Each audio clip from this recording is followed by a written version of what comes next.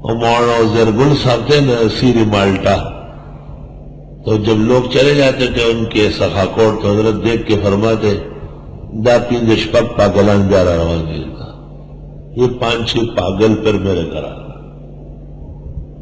جی ہم ملتان سے آئے ہیں، یہ وہ حضرت آپ کے اب ملتان میں کوئی کام نہیں تھا کر لیتے، یہاں مجھے تنگ کرنے آئے، کیونکہ اول تو ان کے شان آدمی نہیں تھا دنیا میں، وہ اتنا بڑا آدمی تھا، دوسرا ان سے کوئی گفتگو نہیں کر سکتا تھا، تو نتیجتاً انہی کا وقت ضائع ہوتا۔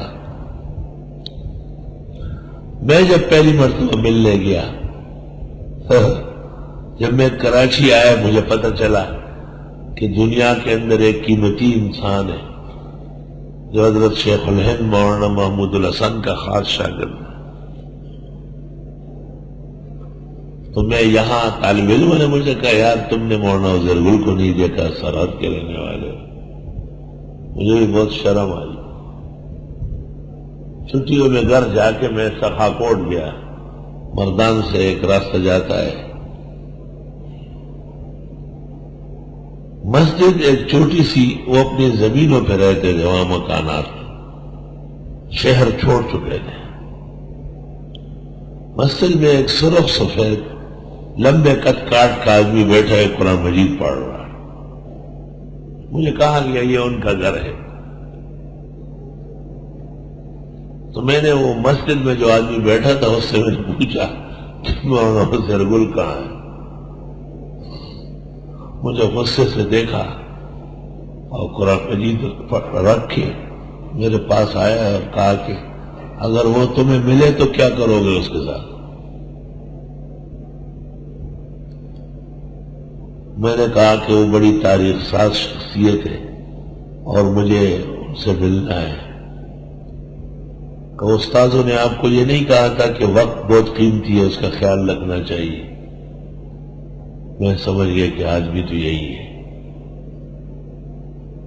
اور چارپائی ڈالنے لگے مجھے بٹھانے کے لیے، تو میں نے کہا میں ڈالتا ہوں، تم کیوں ڈالو گے؟ آپ کا میرے گھر میں کیا کام ہے؟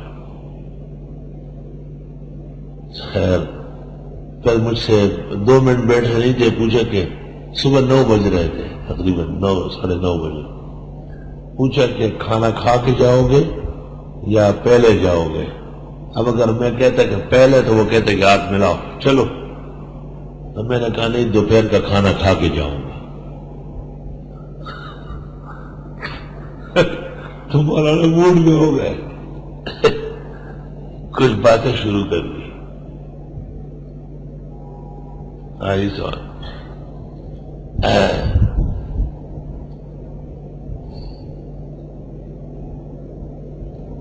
ہاں میں نے ان کا داماد تھا اور بھتیجا مولانا عبداللہ کا کاخیل ہمارا استاذ تھا۔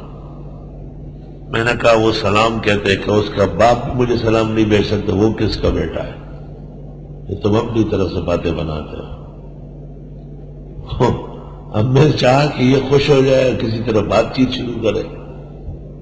کہا جب کراچی سے آؤ تو صرف مولوی محمد یوسف صاحب کا سلام کہو، حضرت بنوری کو مولوی محمد یوسف کا سلام کہہ سکتے ہو، اور کسی کے سلام کا آپ کو کوئی حق نہیں ہے۔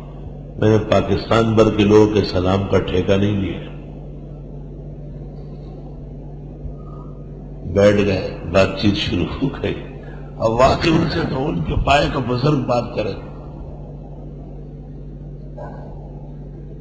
15-20 منٹ بعد اٹھ کے گھر گئے،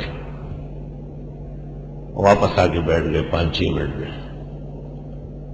جب 10 بج گئے مجھے کہا ہاتھ دھو لو، بیٹھو کھانا کھاؤ۔ سیدھے گھر سے 8 بڑی بڑی روٹیاں شکور میں، اور ایک بڑے اتنے بڑے کونٹے میں بہت عالیشان بہترین دال بنی تھی، اور اس پر گائے کا گھی اور کالا مرچ ڈلا تھا، اور اچار کا ایک مرتبان بھی لے آئے، اور بڑے بے تکلفی سے پھر مجھے روٹی توڑ کے دے رہے تھے، اور اب کھانے کے دوران بہت ہی زیادہ دل بستگی میں تھے۔ میں نے پوچھا کہ آپ مسجد میں قرآن شریف کا کون سا سپارہ پڑھ رہے ہیں؟ فرمایا کہ میں قرآن مجید یاد کرتا ہوں، کیونکہ مجھ سے اور کوئی کام ہوتا نہیں ہے، قرآن یاد کرنا بہت بڑا ثواب ہے۔ تو میرے یاد کرنے کا طریقہ یہ ہے کہ ایک آیت جب میری زبان پر جاری ہو جائے تو پھر آگے بڑھتا ہوں۔ اس طرح میں نے اب تک 15 یا 16 مرتبہ قرآن مجید یاد کر لیا ہے، پورا ہو کے پھر شروع کرتا ہوں۔ خیر یہ تو بات ختم ہو گئی۔ اگلی مرتبہ جاتے وقت میں نے استاد مولانا عبدالحنان سے کہا کہ آپ ہمارے ساتھ چلے، وہ بہت بڑی ہستی ہے، میرا گرانی محسوس کرتے ہیں، یہ اچھی بات نہیں ہے۔ حضرت نے کہا بہت اچھا، میں چلوں گا۔ اس دفعہ چلنے میں ہمارے ساتھ مزمل بھائی بھی تھے، غالب مزمل بھائی، تو حضرت گھر میں تھے، اطلاع کر دی گئی کہ جہانگیر سے لوگ آئے، تو استاد مولانا لطف اللہ صاحب بھی جہانگیرے کے تھے، اور ان کے بیٹے یعنی قاضی حسین احمد کے ماموں کے بیٹے وہ متہم تھے مودودیت میں۔ تو جب باہر آ کے بیٹھ گئے، مولانا عبدالحنان کو دیکھ کے فرمایا میں سمجھا کہ وہ دوسری پارٹی نہ آئی ہو، جماعت اسلامی والے۔ پھر فرمایا کہ مولوی لطف اللہ خود تو بہت بڑا عالم ہے، ان سے تو خطرہ نہیں ہے، لیکن یہ چوکرے ووکرے یہ شاید دنیا کے لیے اس جماعت میں شامل ہے، اور یہ ٹھیک بات نہیں ہے۔ تو میں نے گزارش کی کہ کراچی کا ایک مہمان ہے، اگر گفتگو اردو میں ہو جائے فوراً اردو میں شروع کر لی۔ اس وقت انہوں نے کہا کہ مولانا مودودی سے تفسیر میں اور تصنیفات میں انبیاء علیہ السلام اور پاک لوگوں کی بارگاہ میں بے حرمتی ہوئی ہے، اور یہ بہت بری بات ہو گئی۔ مولانا عبدالحنان صاحب نے ان کو دیوبند کے بعض واقعات یاد دلائے، وہ ان کو یاد تھے اور بہت زیادہ خوش ہوئے۔ اب کے مولانا عزیر گل وہ پہلے والے عزیر گل نہیں ہے۔ حضرت مولانا عبدالحنان صاحب کا غیر معمولی اکرام کر رہے ہیں۔ مولانا نے تو ان کو کہا کہ حضرت آپ تو حضرت شیخ الاسلام کے ساتھ ہوتے تھے، ہم تو طالب علم تھے، ہماری کوئی حیثیت نہیں۔ فرمایا یہی کافی تھا کہ آپ دیوبند پڑھنے گئے تھے، اور مولانا مدنی کے بخاری ترمذی میں بیٹھتے تھے۔ ایک دفعہ میں گیا تو حضرت صاحب نابینا تھے بالکل، کہ میری بینائی ختم ہو گئی ہے۔ تو اور بھی کچھ علماء تھے، انہوں نے کہا حضرت آپریشن ہو جائے گا، کس کو دیکھنے کے لیے آنکھیں ٹھیک کروں، کس کو دیکھنا ہے؟ جن کو میں نے دیکھا تھا اب وہ نہیں ہے، اور جو دیکھنے میں آتے ہیں ان کی شکلیں نہ دیکھنا بہتر ہے، اس لیے مجھے بڑا آرام ہے کہ دیکھتا ہی نہیں۔ وہ تو ان کو تو خاموش کر دیا۔ اس کے بعد جب ہم گئے تو پرانا گھوم پھر رہا ہے، بینائی بحال ہو گئی ہے۔ میں نے پوچھا کہ حضرت بینائی بحال ہو گئی، بہت مبارک ہو۔ کہاں وہ اسعد آیا تھا ہندوستان سے، مولوی اسعد آیا تھا، یہاں بوسے والے کمرے میں رہ رہا تھا چارپائی ڈال کے، وہ کمرہ آئے کہ میخی بوس پر دو کہ دی کہ اسد اسے دو یو شل دے پس میں تپوسو کچھ زیو لینا تکا نا۔ میں نے پوچھا کہ 20 دن بعد میں نے پوچھا کہ کیوں نہیں جاتے اور جاؤ نا یہاں سے؟ کہا ایسا تھوڑا ہی جاؤں گا۔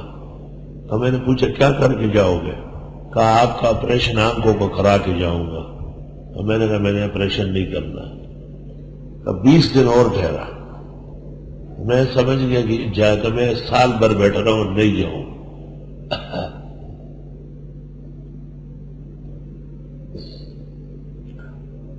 یہاں تک بیان کر کے پھر مولانا عزیر گل صاحب رونے لگے اور فرمایا مولانا حسین احمد کا بیٹا بھی وہی حسین احمد ہے، محبت کا پیکر ہے۔ کہ میں نے اجازت دے دی کہ ٹھیک ہے آپریشن کراؤ۔ تو آپریشن ہوا، آنکھیں بحال ہوئی۔ جب اسے اطمینان ہو گیا کہ میں ٹھیک ہو گیا، اس کے 20 دن بعد پھر 60 دن گزار کر کے گیا ان کے گھر۔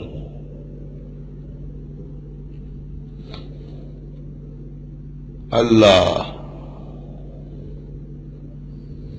تو فرمایا کہ اسعد مدنی تب ہندوستان روانہ ہوا کہ میری آنکھوں کی روشنی بحال کرا کے چلا گیا.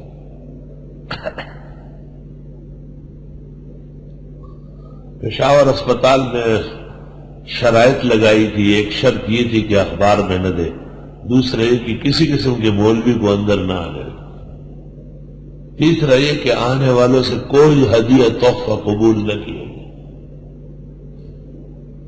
اور چوتھا یہ کہ میری بیمار پرسی کا جواب میرا بیٹا یا پوتا بالکل نہ دے. تمہیں کیا حق ہے میرے جب؟ ان سے کہو منع کیے جاؤ یہاں سے.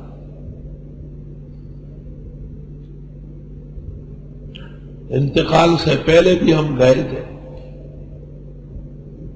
پلنگ پہ لیٹے ہوئے تھے.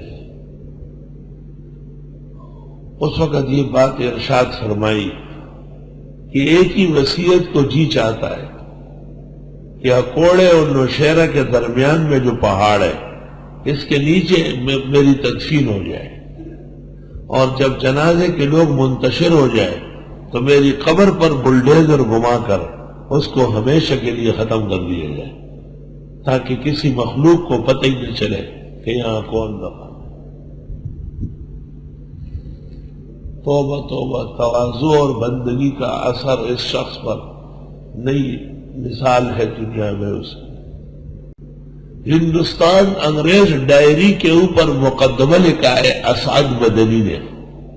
مولانا وزیر گل پر بعض اعتراضات کے جوابات دیتے ہوئے اخیر میں لکھتے ہیں، میری عادت طویل لکھنے کی نہیں تھی، لیکن مولانا وزیر گل کے تقدس نے، حضرت مولانا وزیر گل کے تقدس نے مجھے طویل لکھنے پر مجبور کر دیا.